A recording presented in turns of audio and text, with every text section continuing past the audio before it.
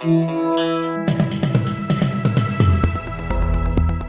listening to the Betoota Advocate's weekly news wrap on Desert Rock FM 96.5. Welcome back to the weekly Betoota Advocate Bulletin. My name is Clancy Overall.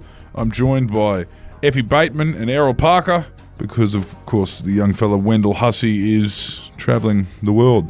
He is. He's currently on his way to Maui, where he's going to take in some rays. Mm-hmm. And then he's going to go off to America. And then he's off to, after he's done coast to coast in America, he's going off to the British Virgin Islands to visit the head office of the Betoota Advocate, which is just, a P.O. box in a law firm's mail room. Mm-hmm. Wink, wink. And then he's going off to enjoy the shoulder season in Europe, as they say. For the Rugby Union World Cup. Yes, he's going over there for the patch on elbow rugby.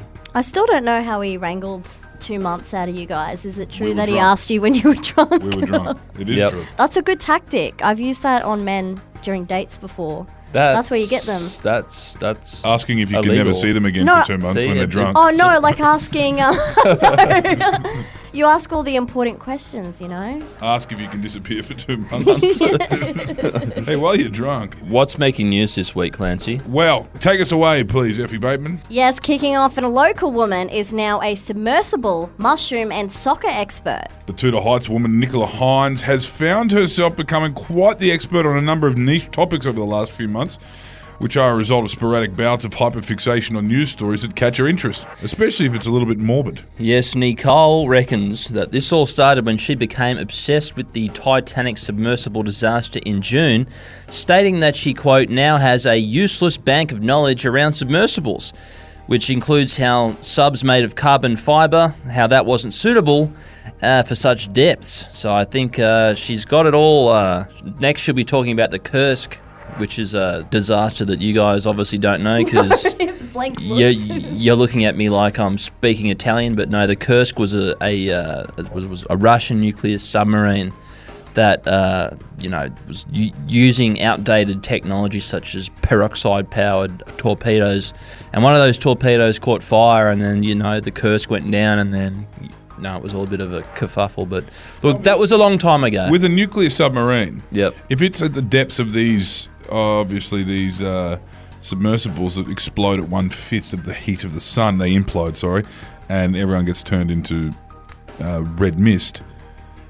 If it's carrying nuclear materials and it gets that low and implodes, does nothing become of it?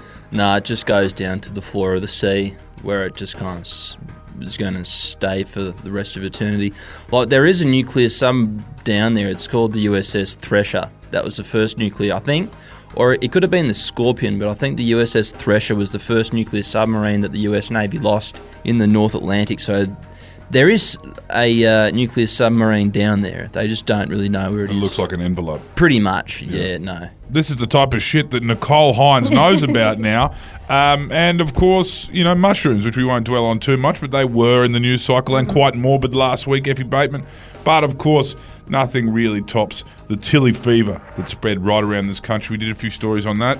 Yes, and another Tilly story. As a local woman actually enjoys watching sports now, that messy buns and people being nice to each other on the field exists.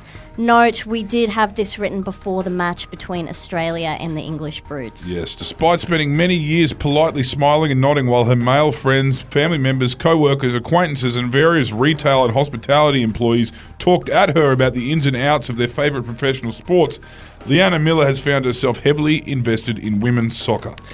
Because the media hype around the game and the fact that it's all female was enough for Liana to make the switch from hate watching and just like that, whatever the fuck that is, to a curious watch of the FIFA Women's World Cup. Liana said she was instantly transfixed by a glorious sea of laminated brows, messy buns, plaits and ponytails, and the fact that the players were so nice to the Denmark players and comforted them after they lost. Yes, it's missing that male toxic masculinity that exists in other sports. But yeah, it is good to see people being nice to each other on the field. I know, but look, if you haven't been to Denmark, though, it's like going to a human zoo. They're like Tasmanians. They're just, they're nice to look at. Yeah, well, the women's World Cup was an interesting one because I didn't think, I heard anyone call the ref a fucking clown or to ask them if their fucking eyes are painted on and calling them useless cunts. No, well, Danes don't do that. Like they're pretty weird people at the end of the day.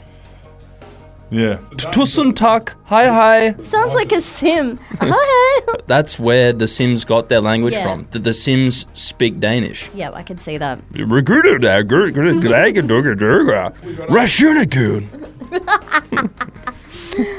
What have we got up in the tourism pages, Effie Bateman? A stupid airline has made an out-of-touch ad about some weeb living in Japan flying home business for his mum's birthday like that's normal.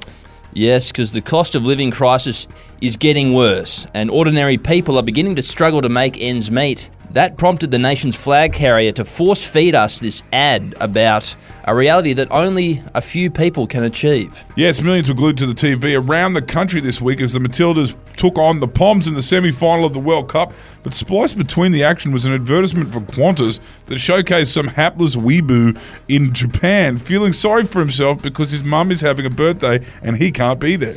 So like any other young bloke fuck living overseas, he just opened his laptop and books a business class fare on Qantas and sleeps all the way to his nearest capital city. I haven't heard the word weeboo in a really long Weeaboo. time. Weeboo. There's a lot around here in Betoota, I'll tell you that much. Gajing, is that what they call those white pigs that live in Japan? Not many do. What a weirdo, and not a very appropriate ad for most of the country. But moving on. Yes, lastly, a 30-something man totally fine with listening to music he loved as a teenager until the day he dies. Yes, a bloke who today caught some flack for listening to the same song he loved as a teenager has stated that he doesn't give two fucks what people say and that he has no plans of listening to anything new ever. Yes, the words of Jaden Mulligan, a 32-year-old, he admitted to the Advocate that he can't remember the last time he updated his Spotify playlists and that he still finds himself getting his Bangers playlist, one that he created in 2008 whenever he's going for a long drive or he's hitting the gym or he's walking his rescue greyhound. Though there have been a couple of very half-hearted attempts to broaden his horizons, Jaden says he's more than happy to follow in his dad's footsteps and listen to the same bands until the day he dies. His father was Bruce, Dire Straits, Fleetwood Mac, and there was one Sheila in there that he loved. Stevie Nicks. Stevie Nicks. But for Jaden, what is it? Kanye West, DMX, Kings of Leon. And Adele.